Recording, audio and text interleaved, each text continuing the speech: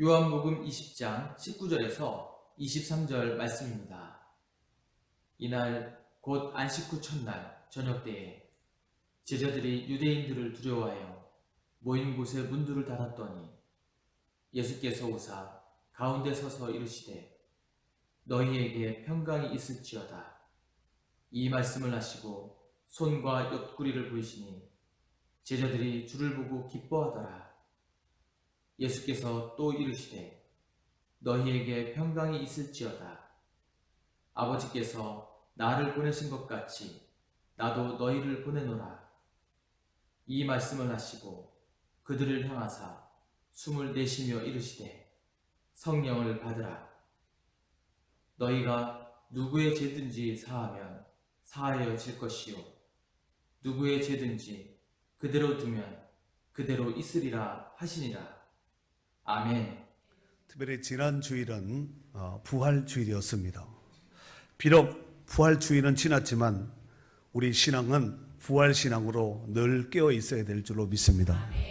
그리고 예수님의 부활의 메시지는 부활절에만 듣는 메시지가 아니라 평상시에도 늘 듣고 가서 늘 또 전하는 메시지가 되어야 될 줄로 믿습니다. 유대인들은 예수님을 십자가에 못 박혀 죽은 이후에 남아있는 잔존 세력인 예수님의 제자들과 그 따르는 무리들이겠지요. 이런 제자들과 또 성도들을 죽이기 위해서 혈안이 되었습니다. 그로 말미암아 제자들은 두문불출 숨어서 벌벌 떨면서 두려움에 빠져 있었습니다. 오늘 본문은 예수님께서 십자가에서 죽으시고 장사된 지 사흘 만에 다시 살아나셔서 그날 저녁에 있었던 그 사건을 소개하고 있는 말씀인데, 살아나는 제자들에게 10명의 제자가 되겠지요. 그래서 제자들에게 나타나셔서 하신 말씀을 나누도록 하겠습니다. 자, 그렇다면 그 첫 번째 말씀은 예수님께서 부활하신 제자들에게 나타나셔서 첫 번째 하신 말씀이 뭐냐면은 너에게 평강이 있을지어다 그랬습니다. 할렐루야. 19절 말씀을 다 같이 읽도록 하겠습니다. 19절 말씀이에요. 이날 곧 시작. 이날 곧 안식 후 첫날 저녁 때 제자들이 유대인들을 두려워하여 모인 곳에 문을 닫았더니 예수께서 오사 가운데 서서 이르시되 너희에게 평강이 있을지어다. 아멘. 부활하신 예수님이 선포하신 이 평강은 세상이 주는 평강이 아닙니다. 오직 하나님만이 주실 수 있는 신령한 평강이요 진정한 평강인 줄로 믿습니다. 요한복음 14장 27절 말씀에 보면은 평안을 너희에게 끼치노니 곧 나의 평안을 너희에게 주노라. 내가 너희에게 주는 것은 세상이 주는 것과 같이 아니하노라. 너희는 마음에 근심하지도 말고 두려워하지도 말라 그랬습니다.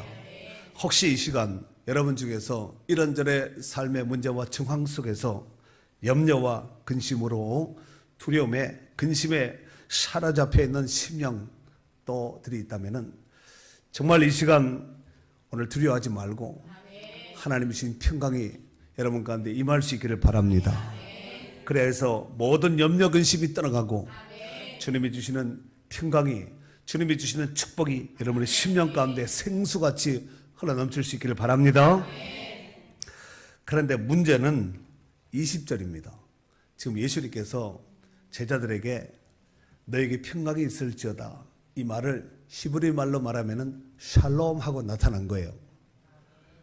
그런데 문제는 20절입니다. 20절 다 같이 읽겠습니다. 시작. 이 말씀을 하시고 손과 옆구리를 보이시니 제자들이 주를 보고 기뻐하더라. 아멘. 부활하신 예수님이 지금 제자들 앞에 나타났습니다. 그들 가운데서 너에게 평강이 있을지어다 하고 샬롬하고 나타났더니 분위기가 반가워하는 기색보다는 이게 뭐지? 문은 다 닫혔는데 이게 어떻게 된 상황인지, 어떻게 들어왔을까? 귀신이 아닌가? 유령인가? 지금 이런 분위기입니다. 그래서 예수님 눈치가 굉장히 빠르잖아요. 그래서 손을 딱 내밀지요. 못 박힌 손, 옆구리를 걷어붙입니다. 봐라, 손과 옆구리를 보면서 내가 바로 사망 권세를 깨치고 십자가에서 죽고 사망 권세를 깨치고 부활한 바로 너희의 주가 되는 예수님이 나다 이렇게 하고 보이니까 그 뒤에 아까 20절 하반절에 보니까 뭐 했다 그래서 제자들이 그제서야 제자들이 주를 보고 기뻐했다는 거예요. 그럼 그 예수님께서 손과 옆구리를 보이기 전에는 안 기뻐했다는 얘기죠. 문이 다 닫혔는데 하늘이 열렸나 땅이 열렸나 한번 이렇게 봤겠지요. 예수님 앞에 세워두고 이게 어떻게 된 거지? 막 이렇게는 좀 그렇고 눈을 굴려서 눈을 우르륵 굴렸겠지요. 자기네들은 소리 없이 굴렸다고 하지만 예수님이 봤을 때는 눈치가 보면 알잖아요. 10명 정도가 이게 뭐지? 이런 분위기 속에서 손과 옆구리를 보였다는 거예요. 그랬더니 제자들이 그제서야 보고 예수님이네 하고 기뻐했다는 거예요. 아멘. 우리가 신앙생활을 하면서도 십자가에 처절하게 몸짓고 피 흘려 돌아가신 그 예수님을 우리가 때로는 바라봐야 됩니다. 그러나 그 예수님 십자가에 처형당한 예수님만 바라보면은 신앙생활 반쪽만 하는 거예요. 비록 예수님은 십자가에 못 박혀 처형당하시고 장사되어서 무덤에서 장사되고 장례식까지 끝났지만 예수님은 그 무덤에 머물러 있지 않으시고 사망 권세를 깨치시고 부활로서 승리하시고 살아나신 줄로 믿습니다. 여러분, 이 사망 권세를 깨치시고 부활하신 예수님을 정말로 눈으로 현장에서 만났다면 기쁠까요? 안 기쁠까요? 뭐 때문에 기쁠까요? 다시 살아났으니까. 우리가 신앙생활이란 부활하신 예수님과 만남이 있어야 됩니다. 100번, 1000번 사랑한다 하면 뭐 하겠어요? 한번 만나는 것이 좋지. 그렇죠. 신앙생활도 마찬가지입니다. 여러분들이 교회를 오잖아요. 또 가잖아요. 또 오잖아요. 또 가잖아요. 이걸 짧게 말하면 왔다 갔다 하잖아요. 그런데 교회를 수도 없이 평생 왔다 갔다 해도 예수님을 만나지 못하면 기쁘게 신앙생활을 하는 것은 어렵습니다. 그냥 종교는 될 수가 있습니다. 왜 그런 말이 있잖아요. 아무리 좋은 간장이라 할지라도 맛을 보면 맛을 아는 그런 간장 있지요. 왔다 갔다 한다 할지라도 처음에는 다 왔다 갔다 하죠. 저도 왔다 갔다 하고 여러분도 신앙생활 오래 하신 분도 처음엔 다 왔다 갔다 끌려오기도 하고 왔다 갔다 하는데 중요한 것은 왔다 갔다 하다가 예수님 만나야 되거든요. 인격적으로 만나셔야 됩니다. 꼭 만나는 역사가 있기를 바랍니다.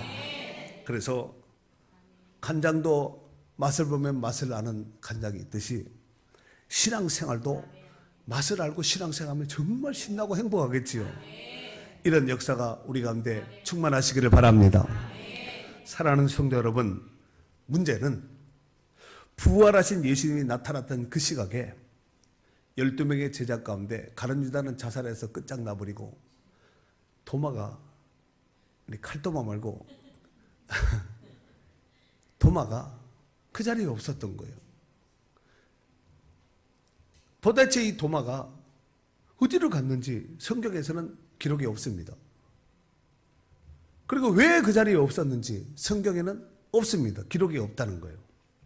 근데 제가 이 당시의 분위기를 한번 연출을 하면서 이렇게 한번 묵상을 해보았어요. 이 백성이 도대체 이 도마가 도대체 어디 갔을까? 여러분 혹시 아시는 분 있습니까? 그때 만약에 도마가 없어졌을 때 제자들이 나가서 도마야 도마야 하고 찾았다면 그 무리는 다 체포되는 거예요. 이 분위기를 여러분이 지금 분위기가 지금 살벌한 분위기입니다. 근데 지금은 살벌하지 않아도 괜찮아요. 도마야 했는데 저쪽에서 숨어 있다가 도마가 여기 있어 하고 했다면 그것도 걸리는 거예요. 그러니까 이 소리를 숨도 제대로 쉴 수 없는 이런 지죽인 듯한 이런 분위기 속에서 예수님이 호련히 나타나셨을 때 도마가 그 자리에 없었다니까요. 제자들은 10명의 제자들은 예수님 보면서 예수님 부활하셨네 너무 좋아요 예수님이네 예수님이 하고 막 이렇게 막 그랬겠지요. 그런데 그 자리에 도마가 없었다는 것입니다. 이 도마가 도대체 어디로 갔을까? 제가 한번 나름대로 묵상을 해보았는데 아마도 사람들이 은신처도 여러 사람이 모여 있으면 발각될 수 있는 확률들이 많습니다. 그래서 도마는 자기만의 어떤 아지트를 제1 아지트, 여기서 문제가 생기면 제2 아지트로 튀어서 도망갈 이 어떤 은신처 공간을 확보해 놓고 아마 다 한꺼번에 있으면 다 체포될 것 같은 자기만의 어떤 공간에서 좀 이렇게 시간을 보내지 않았겠나. 이렇게밖에 저한테는 묵상이 안 되는 거. 혹시 더 좋은 묵상과 더 좋은 해석이 있으면 저한테 알려주세요. 제가 다음에 꼭 그렇게 설교할게요. 아무튼 도마가 출장 나갔다가 출타했다가 다시 돌아왔을 때 10명의 제자들이 이구동성으로 야 우리가 도마야 우리가 부활하신 예수님 만났다. 우리가 손도 보고 옆구리도 봤다. 그랬더니 도마가 냉랭하게 이렇게 말을 하지요. 우리 성경 한번 읽겠습니다. 24절 25절 시작. 12제자 중에 하나로서 디두모라 불리는 도마는 예수께서 오셨을 때 함께 있지 아니한지라. 다른 제자들이 그에게 이르되 우리가 주를 보았노라 하니 도마가 이르되 내가 그의 손에 못자국을 보며 내 손가락을 그 못자국에 넣으며 내 손을 그 옆구리에 넣어보지 않고는 믿지 아니하겠노라 하니라. 한마디로 말하면 뭐예요? 내 눈으로 보고 체험하기는 못 믿겠다는 얘기거든요. 여러분, 우리가 예배 때 은혜 받는 자리에 그 자리에 와서 앉아 있는 것이, 그 자리에 같이 공유하는 것이 굉장히 중요합니다. 바로 그 자리가 이 자리인 줄로 믿습니다. 이 자리가 그 자리인 줄로 믿습니다. 히브리서 4장 16절 말씀해 보니까 그러므로 우리는 긍휼하심을 받고 때를 따라 돕는 은혜를 얻기 위하여 은혜의 보좌 앞에 담대히 나갈 것이니라 그랬어요. 하나님의 은혜의 보좌 앞에 담대하게 나오셔야 됩니다. 자, 그런데 도마가 고백했던 이 말을 한번 더 묵상해 볼 필요가 있습니다. 자, 지금 다른 제자들이 10명이 우리가 예수님 만났다, 주를 보았다 그러니까 도마가 그래 이렇게 반색한 것이 아니라 아마 얼굴을 전혀 표정을 아마 이렇게 바꾸지 않고 나는 너희들과 같이 않다. 25절 다시 한번 보세요. 25절 우리가 주를 보았노라 하니 도마가 이르되 내가 그의 손에 못자국을 보며 나는 봐야 되겠다. 내가 본다는 얘기예요. 내가 내 손가락을 그 못자국에 넣으며 손가락에 넣어보겠다는 얘기죠. 세 번째로 내 손을 그 옆구리에 넣어보지 않고는 믿지 아니하겠노라 그랬어요. 자, 정리하면 이렇습니다. 내가 직접 봐야 돼. 손가락 찔러보겠다. 그 다음에 옆구리에 손을 넣어보겠다는 거예요. 도마가 이 말을 하고 여들에게 지난 뒤에 부활하신 예수님께서 제자들이 여전히 숨어있는 그 은신터, 그 아지터에 전에 나타났던 그 모습 그대로 제자들에게 나타나셨습니다. 그리고 그들 가운데 한가운데 서셔서 너에게 평강이 있을지어다. 오늘 이 평강이 우리 가운데도 있기를 바랍니다. 샬롬하고 나타나셨습니다. 그리고 도마에게 이렇게 말을 하지요. 도마야, 네 손가락을 이리 내밀어서 내 손을 찔러봐라. 그리고 내 손을 내밀어서 내 옆구리에 넣어보라. 그리하여 믿음 없는 자가 되지 말고 믿는 자가 되라 그랬습니다. 그랬더니 도마가 뭐라고 말을 하냐면 나의 주님이시요 나의 하나님이십니다. 여러분, 도마의 신앙 고백입니다. 도마가 예수님 만났던 도마가 뭐라고 그랬다고요? 나의 주님이시요 나의 하나님이십니다. 여러분도 예수님 만났던 분들은 신앙 고백이 있을 겁니다. 기생나업도 너희 하나님 여호와는 삼천하지의 하나님이라고, 베드로도 주는 그리스도시여 살아계신 하나님의 아들이라고 고백하지 않았습니까? 이 고백 끝에 예수님께서 이런 말씀을 하시지요. 너는 나를 본고로 믿느냐? 보지 못하고 믿는 자들은 복되도다 그랬습니다. 사랑하는 성도 여러분, 예수님께서 도마에게 이와 같이 말씀하셨다는 것은 도마의 말을 전에 그 여드레 전에 있었던 첫 번째 부활하신 예수님께서 제자들에게 나타나셨을 때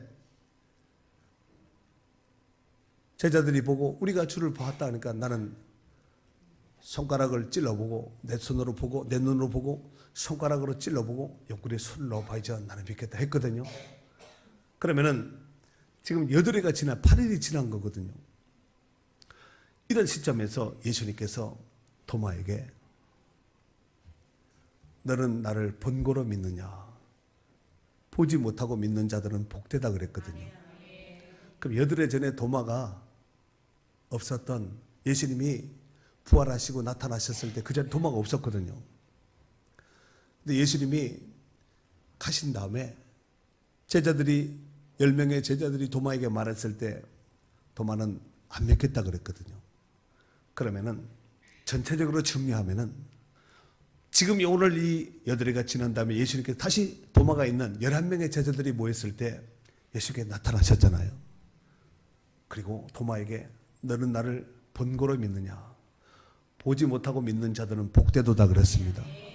그러면은 8일 전에 예수님께서 도마가 했던 말을 기억하고 있다는 얘기지요. 맞습니까? 부활하신 예수님은 시 공간을 초월하셔서 항상 우리 곁에 계심을 믿으시기 바랍니다. 사실 예수님의 부활하심을 도마처럼 제대로 체험한 제자도 없습니다. 그 어떤 누가 손가락 찔러보고 옆구리 넣어본 제자가 어디 있겠습니까? 도마는 만져보고 찔러보고 넣어보고 비록 의심 많은 도마라는 불명의 이름을 가졌지만 부활하신 예수님을 도마처럼 제대로 증거한 제자도 없었으리라 생각됩니다. 제자들이 나가서 예수님 부활을 증거했겠지요. 도마도 물론 나가서 증거했을 겁니다. 내가 부활하신 예수님 만났습니다. 10명의 제자들이 이렇게 전하지 않았겠습니까? 베드로도 그 설교하지 않았습니까? 부활하신 예수님을. 그런데 도마는 가서 전할 때에 나는 보기만 할 정도가 아니라 찔러도 보고 넣어봤습니다. 이게 뭐예요? 확실하게 부활했다는 거예요. 그리고 후에 도마는 인도에 가서 복음을 전하다가 목이 잘려서 순교하였다는 이런 전설이 내려오고 있습니다. 모쪼록 주님이 원하시는 진정한 믿음은 보지 않고 믿는 믿음입니다. 가능하겠습니까? 이 믿음이 우리 가운데도 충만하시기를 바랍니다. 베드로전서 1장 8절 9절 말씀에 보면은 예수를 너희가 보지 못하였으나 사랑하는도다. 이제도 보지 못하나 믿고 말할 수 없는 영광스러운 즐거움으로 기뻐하니 믿음의 결국 곧 영혼의 구원을 받음이라 그랬어요. 예수를 너희가 보지 못하였으나 사랑하는도다. 여러분 사랑하시나요? 이제도 보지 못하나 믿고 말할 수 없는 영광스러운 즐거움으로 기뻐한다는 거예요. 이 즐거움의 이 기쁨이 우리 가운데도 충만하시기를 바랍니다. 두 번째, 부활하신 예수님께서 제자들에게 두 번째 나타나셔서 하신 말씀이 파송을 명령하셨습니다. 21절 말씀 다 같이 읽겠습니다. 21절이에요. 읽습니다. 시작. 예수께서 또 이르시되 너에게 평강이 있을지어다. 아버지께서 나를 보내신 것 같이 나도 너희를 보내노라. 아멘. 이 말씀을 예수님께서 하신 것을 보아서 예수님이 이 땅에 오심은 성부 하나님께서 보내셨음을 알고 있습니다. 아버지께서 나를 보내신 것 같이 예수님이 자력으로 혼자 가출해서 오신 분이 아니라 성부 하나님께서 예수님을 보내신 겁니다. 사실 이 사도라는 이 명칭을 아포스톨로스라는 단어를 쓰는데 이 단어는 보내심을 받은 자라는 뜻을 가지고 있습니다. 그러니까 예수님도 아포스톨로스예요. 요한복음 8장 42절 말씀에 보면은 예수께서 이르시되 하나님이 너희 아버지였으면 너희가 나를 사랑하였으니 이는 내가 하나님께로부터 나와서 왔습니다. 나는 스스로 온 것이 아니요 아버지께서 나를 보내신 것이니라 그랬습니다. 아버지가 가라 하고 보내셔서 예수님이 오셨다는 거예요. 그러니까 보내심을 받은 거죠. 예수님은 성부 하나님으로부터 보내심을 받은 자의 사명을 이 땅에 오셔서 넉넉히 온전히 잘 감당하셨습니다. 요한복음 6장 38절 말씀에 보면은 내가 하늘에서 내려온 것은 예수님이 어디서 내려왔어요? 예수님이 하늘에서 내려온 것은 내 뜻을 행하려 함이 아니요 나를 보내신 이의 뜻을 행하려 함이니라 그랬습니다. 예수님이 자신의 뜻을 이루기 위해서 오신 것이 아니라 철저하게 보내심을 받은 그 성부 하나님의 뜻을 이루기 위해서 이 땅에 오셨음을 지금 말씀하고 있는 거거든요.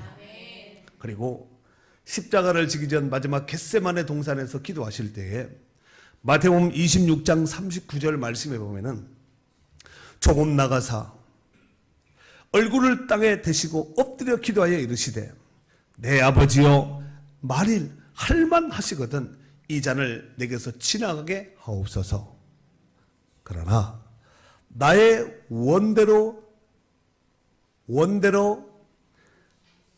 마옵시고 아버지의 원대로 하옵소서 그러세요. 만약에 물론 예수님이 사명을 이 땅에 오신 사명을 분명하게 알고 사역을 하셨는데 그때 만약에 십자가 지기 쉽네 만약에 그런 마음이 하셨다면은 우리는 큰일 날 뻔하셨어요. 싹 다 지옥 갈 뻔한 거예요. 막 도매고 소매고 도매고 덤탱이로 그냥 다 갈 뻔했거든요. 그때 아버지의 뜻을 이루었기 때문에 우리는 살아나게 된 줄로 믿습니다. 사랑하는 성도 여러분, 오늘 본문에 아버지께서 나를 보내신 것 같이 나도 너희를 보내노라 그랬습니다. 우리는 제자들을 포함한 초대교회 성도들을 포함한 우리는 보내심을 받은 자의 사명을 온전히 잘 감당해야 될 줄로 믿습니다.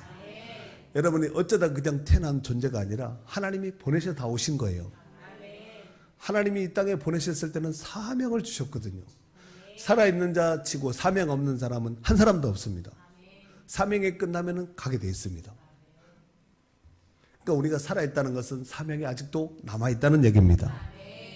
그리고 신앙생활의 키는 뭐냐면은 내 뜻이 아니라 예수님처럼 아버지의 뜻을 이루어 드리는 것인 줄로 믿습니다. 나를 향한 아버지의 뜻이 무엇인가? 이거 좀 묵상하면서 생각하면서 사셔야 됩니다. 그냥 태어나서 그냥 막 살 것이 아니라 하나님께서 이 시대의 남자와 여자로 이런 형편 저런 형편 가운데 태어나게 하신 목적이 무엇일까? 그리고 나를 불러주신 그 부름의 목적이 무엇인가? 이걸 캐치하고 사셔야지 그냥 해 뜨니까 일어나고 해지니까 자고 배고프니까 먹고 이 짐승도 그렇게 할 수 있거든요. 분명한 목적성과 정체성 있는 성도들이 될 수 있기를 바랍니다. 마지막 세 번째로는 부활하신 예수님께서 제자들에게 세 번째 뭐라고 말씀을 하셨냐면은 숨을 내쉬면서 성령을 받으라 그랬습니다. 우리 22절, 23절 두 절에 있는 말씀을 다 같이 읽도록 하겠습니다. 이 말씀을 하시고 시작. 이 말씀을 하시고 그들을 향하사 숨을 내쉬며 이르시되 성령을 받으라. 너희가 누구의 죄든지 사하면 사여질 것이요 누구의 죄든지 그대로 두면 그대로 있으리라 하시니라. 여러분 여기서 제자들을 향해서 예수님께서 숨을 이렇게 내쉬면서 뭐라고 말씀하셨다고요? 성령을 받으라 그랬습니다. 여러분 이 말씀은 굉장히 상징성이 큽니다. 왜냐하면 하나님께서 천지 창조하실 때에 마지막 날 누구를 만드셨죠? 사람을 하나님의 형상을 따라서 사람을 지으셨습니다. 그리고 그 코에 생기를 불어넣었습니다. 그랬더니 사람이 생명이 되었다고 말씀하고 있습니다. 여러분 정말 인간 그 자체라는 무능하기 짝이 없습니다. 사람도 살아있는 사람이 영향을 끼치는 것이 죽으면 아무것도 못합니다. 오늘 제자들에게 부활하신 예수님께서 숨을 내쉬면서 성령 받으라고 말씀하신 이 말씀은 오늘 또 창조하신 그 하나님의 생기를 풀어넣으시는 거예요. 부활하신 예수님께서 제자들에게 생기를, 지금 생기 없고 핏기 없고 두려워 떨고 지금 막 이런 상황 아니에요. 너희가 성령을 받으면 담대할 수 있고 또 내가 너에게 분부한 이 사명을 감당할 수 있다. 그래서 오늘 상징성 있는 성령을 받으라고 숨을 훅 내쉬면서 말씀하신 거예요. 오늘도 저도 한번 비슷하게 한번 해보겠습니다. 성령을 받으시기 바랍니다. 충만히 받으시기 바랍니다. 아멘, 아멘. 예수님께서 제자들에게만 이 말씀을 하신 것이 아니라 저와 여러분에게, 오늘 말씀을 듣는 저와 여러분에게도 이 말씀을 하신 말씀인 줄로 믿습니다. 내 힘으로 할 수 있는 것은 아무것도 없습니다. 그래서 성령 충만을 받아야 됩니다. 성령이 오시면은 우리를 진리 가운데 인도하시고 가르치고 회개하고 이 모든 것을 다 하시는 거예요. 주님이 분부하신 복음 전파의 사명도 성령 충만하면은 온전히 잘 감당할 수 있으리라 믿습니다. 사랑하는 성도 여러분, 저는 오늘 22절, 23절 이 말씀을 또 묵상을 하면서 성령을 받는 것과 죄사함의 관계는 밀접한 관계가 있다는 것을 제가 하나님께서 저한테 깨달음을 주셨는데 23절 말씀 한번 더 읽어볼까요? 읽어봐요. 시작. 너희가 누구의 죄든지 사하면 사해질 것이요 누구의 죄든지 그대로 두면 그대로 있으리라. 여러분, 죄사함의 문제는 사람이 할 수 있는 것이 아니에요. 사람이 어떻게 사람 죄를 사할 수가 있어요? 이 말씀을 이제 잘못 해석하면은 천주교가 되는 거예요. 사제한 데 가서 엎드려서 내가 이런 죄를 졌습니다, 저런 죄를 졌습니다 하고 사람한테 가서 사람의 죄를 용서함을 구할 수 있거든요. 여러분, 누가 저한테 와가지고 나한테 목사님 제가 이런 죄를 졌는데 용서해 주세요, 이런 사람 한 사람도 없잖아요. 네. 잘못 이렇게 이제 오도고 잘못 해석하면은 이런 현상이 발생된다니까요. 여러분, 성령 받는 것과 죄사함의 문제, 이게 왜 밀접한 관계가 있냐면은 사도행전 1장 12절 이하에 보면은 예수님께서 이제 구름을 타시고 승천하신 뒤에 감람산에서 겟세마네 동산에 거기서 건너편으로 와서 예루살렘으로 건너오죠. 그리고 마가의 다락방에서 그들이 모입니다. 그리고 그들이 한 것은 마음을 같이 해서 오로지 기도에 힘썼습니다. 사도행전 1장 14절 말씀에 보면은 여자들과 예수의 어머니 마리아와 예수의 아들과 더불어 마음을 같이하여 오로지 기도에 힘쓰더라 그랬습니다. 물론 읽지 않아서 그렇지 그 앞에 11명의 제자 사도들도 포함되어 있습니다.